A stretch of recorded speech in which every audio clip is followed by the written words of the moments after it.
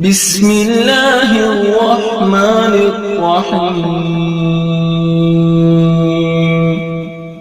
شروع اللہ کے نام سے جو بڑا مہربان نہایت رحم والا ہے۔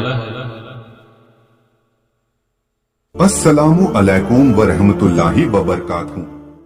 حضرت موسیٰ علیہ السلام اللہ کے سب سے پیارے نبیوں میں سے ایک نبی تھے۔ انہیں کلیم اللہ کے نام سے اس وقت جانا جاتا تھا، جس کا مطلب ہوتا ہے اللہ سے سیدھے بات کرنا والا، یعنی کہ حضرت موسیٰ علیہ السلام میں ایسی کرشمائی طاقت تھی کہ وہ سیدھے اللہ سے بات کر سکتے تھے۔ حضرت موسیٰ علیہ السلام کی کہانی کا ذکر کئی حدیثوں میں آیا ہے۔ آج ہم کوشش کریں گے کہ آپ کو زیادہ سے زیادہ حضرت موسیٰ علیہ السلام کے بارے میں بتا سکے۔ حضرت موسیٰ علیہ السلام کی پیدائش حضرت موسیٰ علیہ السلام کی پیدائش ایک اسرائیلی پریوار میں ہوئی تھی، یعنی وہ ایک اسرائیلی پریوار سے تعلق تھے۔ قرآن میں حضرت موسیٰ علیہ السلام کا نام قریب 136 مرتبہ آیا ہے۔ اللہ نے حضرت موسیٰ علیہ السلام کو اسرائیلی لوگوں کو ہدایت دینے کے لیے نبی بنا کر بھیجا تھا۔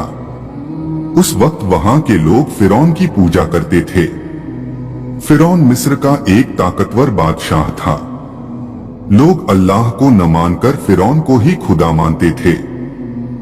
تب اللہ نے لوگوں کی ہدایت دینے کے لیے حضرت موسیٰ علیہ السلام وہاں کے لوگوں کے لیے نبی گھوشت کیا۔ حضرت موسیٰ علیہ السلام اور فرعون کا سامنا حضرت موسیٰ علیہ السلام لوگوں کو ہدایت دیتے کہ اللہ ہی سب سے بڑا ہے، اسی کی عبادت کرنا ہے، اسی سے دعا کرنی ہے۔ حضرت موسیٰ علیہ السلام حضرت ابراہیم علیہ السلام کے ونش سے تھے، جیسا کہ ہم نے پہلے ہی بتایا کہ حضرت موسیٰ علیہ السلام اسرائیلی پریوار میں پیدا ہوئے تھے۔ اسرائیلی لوگ جو کہ یہودی تھے، جن کے 12 قبیلے تھے، یا کہے یہودیوں کا سموہ، جنہیں بنی اسرائیل کہا جاتا تھا۔ بنی اسرائیل لوگ حضرت یعقوب، جنہیں حضرت اسرائیل بھی کہا جاتا ہے، جن کا انگریزی نام جیکب تھا، ان سے تعلق رکھتے تھے۔ اس وقت بنی اسرائیل لوگ زمین پر سب سے اچھے لوگ تھے، لیکن مصر کے لوگ ان سے نفرت کرنے لگے تھے۔ اس وقت مصر کے طاقتور راجا فرعون نے سارے بنی اسرائیل لوگوں کو اپنا غلام بنا دیا تھا۔ ان سے بہت کام کروایا جاتا تھا، ان پر ظلم کیا جاتا، ان کی عورتوں سے ہر وہ کام کروایا جاتا تھا جو فرعون چاہتا تھا۔ فرعون ایک بہت بڑھا گھمنڈی راجا تھا۔ وہ اپنے آپ کو خدا مانتا تھا اور اسرائیلی لوگوں پر بہت ظلم کرتا تھا۔ حضرت موسیٰ علیہ السلام کے پیدا ہونے کے بعد کی کہانی۔ حضرت موسیٰ علیہ السلام کے دنیا میں آنے سے پہلے فرعون کو کسی نے خبر دی تھی بنی اسرائیل لوگوں میں سے ایک لڑکا جلد ہی پیدا ہوگا، اس کے پیدا ہوتے ہی فرعون کا سارا سامراجیہ ختم ہو جائے گا۔ یہ بات سن کر فرعون گھبرا گیا اور اس نے اپنی سینا کو آدیش دیا کہ ہر بنی اسرائیل کے گھروں کی تلاشی کرو اور جہاں بچہ دکھ رہا ہے اسے مار دو۔ فرعون صرف بیٹوں کو مارنا چاہتا تھا، بیٹیاں ہونے پر وہ انہیں چھوڑ دیتا تھا۔ فرعون کا آدیش ملتے ہی سپاہی بنی اسرائیل کے گھروں کی تلاشی میں نکل گئے اور ایک ایک کر کے ان کے بچوں کا قتل کرنا شروع کر دیا۔ جب حضرت موسیٰ علیہ السلام کی ماں کو اس بات کی خبر لگی تب وہ بھی ڈر گئی۔ تب اللہ سے ایک پیغام ان کو آیا کہ تو اسے ایک ٹوکری میں رکھ کر نیل ندی میں چھوڑ دے، اس بچے کو کچھ نہیں ہوگا۔ اللہ کے حکم کے مطابق انہوں نے آپ یعنی حضرت موسیٰ علیہ السلام کو ایک ٹوکری میں گھر کے پیچھے نیل ندی میں رکھ دیا۔ ندی میں رکھتے ہی ٹوکری بھی بہنے لگی۔ ٹوکری ندی میں بہہ کر فرعون کے محل تک جا پہنچی۔ ٹوکری کو دیکھتے ہی فرعون کے سپاہیوں نے حضرت موسیٰ علیہ السلام کو ٹوکری سے نکالا اور فرعون کے پاس لے گئے۔ محل پہنچتے ہی فرعون کی بیوی نے آپ یعنی حضرت موسیٰ علیہ السلام کو پہچان لیا اور کہا کہ یہ بنی اسرائیل کے گھر کا ہی بیٹا ہے جس سے ہمیں خطرہ ہے۔ فرعون آپ کو اسی وقت مارنا چاہتا تھا، لیکن فرعون کی بیوی نے کہا کہ اسے مارو مت، اس کے زندہ رہنے سے ہماری آنکھوں کو ٹھنڈک ملتی رہے گی کہ ہمارا دشمن ہمارے سامنے ہی ہے اور ہماری قید میں ہے۔ ہو سکتا ہے یہ ہمارے لیے خوش نصیب بچہ ہو۔ فرعون نے اس کی بیوی کی بات مان لی اور آپ کو اپنے محل میں رکھ لیا۔ जब आपको भूख लगी थी तब फिरौन ने उसके यहाँ काम करने वाली औरतों को बुलाया और कहा कि इस बच्चे को दूध पिलाओ, ये भूखा है और रो रहा है। लेकिन अल्लाह की कुदरत देखो, कोई भी औरत आपको दूध नहीं पिला पा रही थी। सारी औरतें दूध पिलाने में नाकाम रही। फिरौन समझ गया था कि यह कोई मामूली बच्चा नहीं। फिर दूध पिलाने के लिए आपकी मां को तलाशा गया और तलाश करके आपको दूध पिलाया गया। एक हदीस के मुताबिक आप यानी हजरत मूसा अलैहिस्सलाम फिरौन के महल में ही बंधे हुए।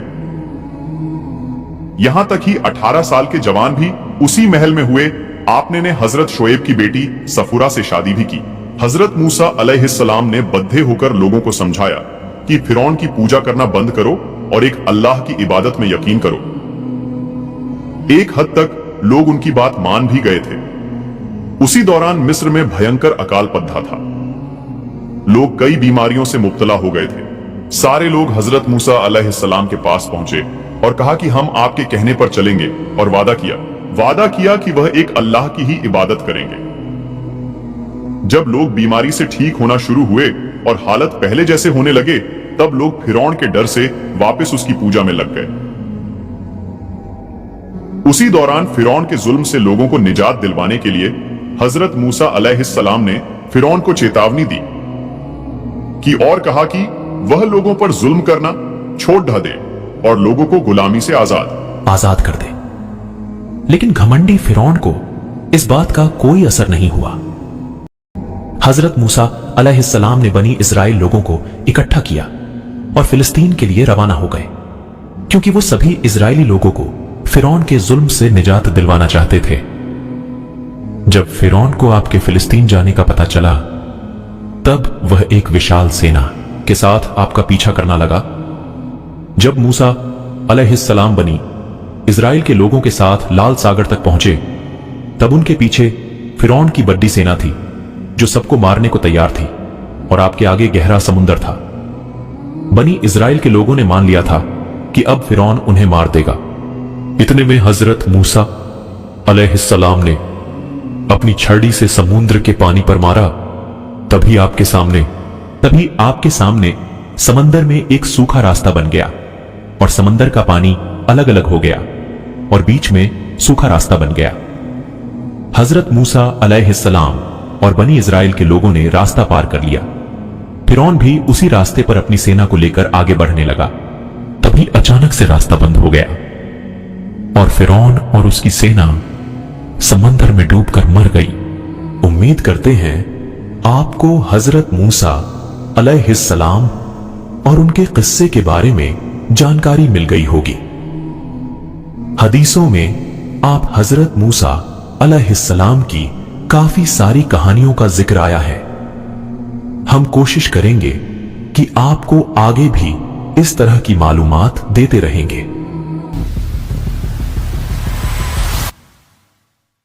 दोस्तों, इस्लामिक वाक़यात पसंद आए तो हमारे चैनल को लाइक और सब्सक्राइब जरूर करें। अल्लाह हाफिज। Like the video, subscribe channel for more videos. Thanks for ऐसे ही वाक़या हमारे चैनल पर हम अपलोड करते रहते हैं। दोस्तों, हमारे चैनल को लाइक सब्सक्राइब जरूर कीजिए, हमें सपोर्ट कीजिए, और हमारे चैनल पर ऐसे ही इस्लामी वाक़यात वाली वीडियो आते रहते हैं। अल्लाह हाफिज।